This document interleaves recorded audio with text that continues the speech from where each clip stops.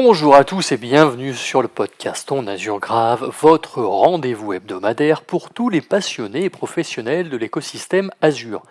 Je m'appelle Arnaud Morvillier, je suis architecte solution cloud Azure MVP et fondateur de la société Grouna.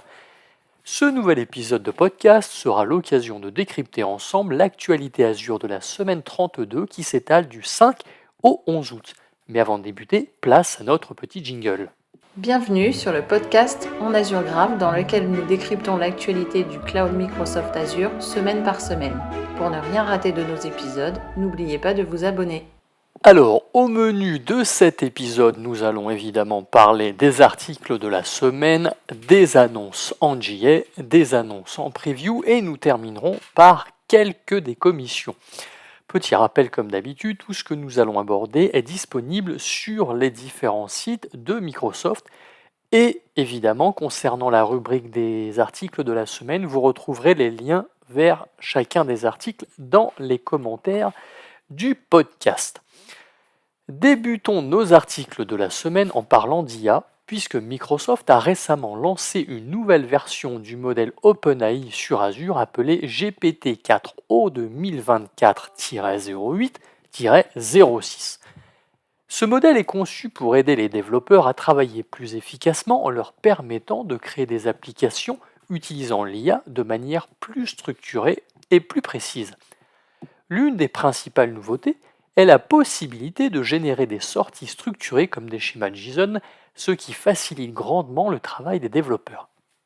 Mais première question, c'est quoi une sortie structurée ?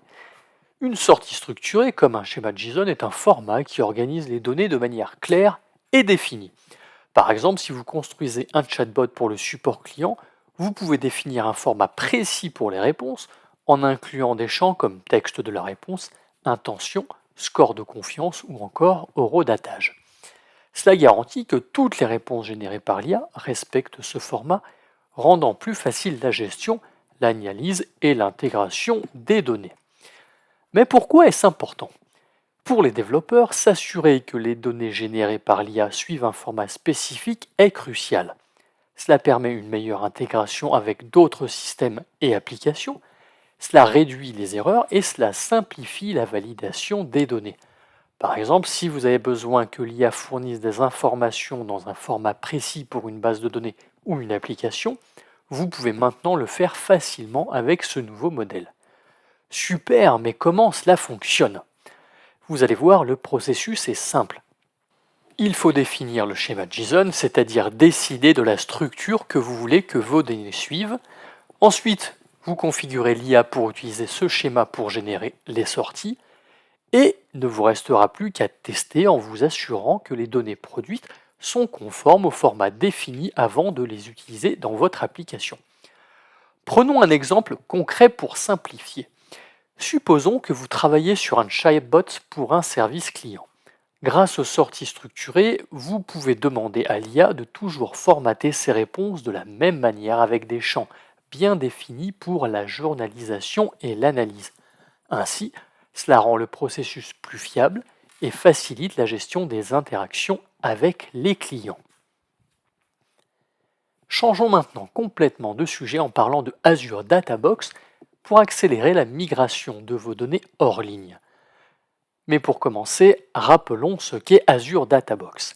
Azure Databox est une solution proposée par Microsoft pour faciliter le transfert de grandes quantités de données vers Azure. Ce service permet aux entreprises de transférer des pétaoctets de données de manière rapide, sécurisée et économique. Eh bien, sachez que ces dernières semaines, l'équipe produit a annoncé plusieurs améliorations apportées à ce service. Tout d'abord, les disques auto-chiffrés pour Linux. Azure Databox Disk est désormais disponible avec des disques auto-chiffrés, SED en Europe, aux États-Unis et au Japon. Ces disques permettent un transfert de données rapide et sécurisé sans dépendre du logiciel de l'ordinateur hôte. Par exemple, dans le secteur automobile, des entreprises comme Xylon utilisent ces disques pour transférer directement des données critiques issues de systèmes embarqués dans des véhicules vers Azure, sans étape supplémentaire de copie ou de reformatage, ce qui accélère finalement le processus de copie des données. Ensuite, le transfert vers plusieurs niveaux de stockage en une seule commande. Auparavant, pour transférer des données vers un niveau de stockage spécifique, comme le niveau cool pour les données moins fréquemment utilisées, il fallait d'abord les envoyer au niveau par défaut, puis les déplacer. Désormais, vous pouvez directement transférer les données vers le bon niveau de stockage en un seul passage, ce qui simplifie et accélère une nouvelle fois le process. On continue avec le transfert de données entre différentes régions. Azure Databox prend maintenant en charge le transfert de données entre régions spécifiques. Par exemple, il est désormais possible de transférer des données depuis Singapour vers un centre de données Azure situé aux États-Unis, ce qui facilite la gestion des données à l'international. Et enfin, la synchronisation des données avec Azure Storage Mover. Lorsque vous transférez des données vers Azure, il peut arriver que des modifications soient apportées à vos fichiers pendant le transport. Grâce à Azure Storage Mover, ces changements peuvent être synchronisés une fois les données arrivées sur Azure, minimisant ainsi les interruptions. Par exemple, si les métadonnées d'un fichier changent entre le moment où vous avez copié les données et le moment où elles arrivent sur Azure, seul ce changement sera transféré, évitant de devoir retransférer l'intégralité du fichier. Mais ce n'est pas tout, puisque Azure Databox a également obtenu plusieurs certifications importantes, IPA BAA, PCI 3DSS, PCI DSS, répondant ainsi aux exigences de sécurité des secteurs de la santé et de la finance. On peut encore noter d'autres améliorations supplémentaires. Le service prend désormais en charge des fichiers plus volumineux jusqu'à 4 Tera, de nouvelles régions ouvertes comme Pologne centrale ou encore Italie North, la prise en charge des transferts vers les niveaux Premium et Blob Archive.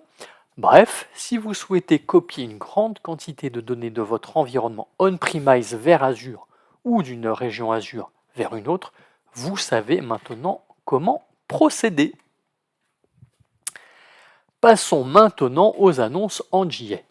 La première concerne Azure Monitor et plus spécifiquement Azure Monitor Managed Service for Prometheus qui prend désormais en charge les configurations basées sur les Custom Resource Definition, plus communément appelées CRD, pour les tâches de scrapping afin de collecter des métriques à partir de charges de travail exécutées dans vos clusters AKS. Avec cette nouvelle mise à jour, la configuration de Managed Prometheus déploiera les définitions de ressources personnalisées Pod et Service Monitor pour vous permettre de créer vos propres ressources personnalisées.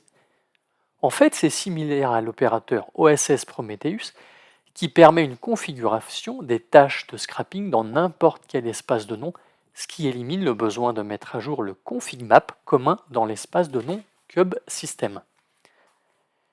Passons maintenant au service Azure NetApp File où l'équipe produit publie deux annonces. La première est l'amélioration de la fonctionnalité de placement des volumes de zone de disponibilité qui permet de déployer de nouveaux volumes dans la zone de disponibilité de votre choix. La seconde annonce, qui découle finalement de la première, permet de répliquer les volumes qui se trouvent dans une zone de disponibilité dans une seconde zone de disponibilité de manière asynchrone en s'appuyant sur la technologie SnapMirror. Vous l'aurez compris, l'idée est de proposer une solution de protection contre la défaillance d'une zone de disponibilité. Écoutez, c'est le moment des annonces en preview. Nous en avons deux.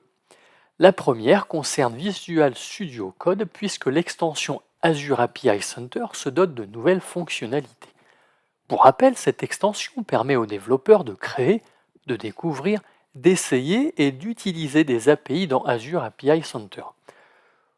Vous pourrez par exemple générer un fichier de spécification OpenAI à partir du code API ou encore générer des documentations au format Markdown. La seconde annonce en preview concerne l'arrivée d'une nouvelle fonctionnalité, à savoir Azure Extended Zone.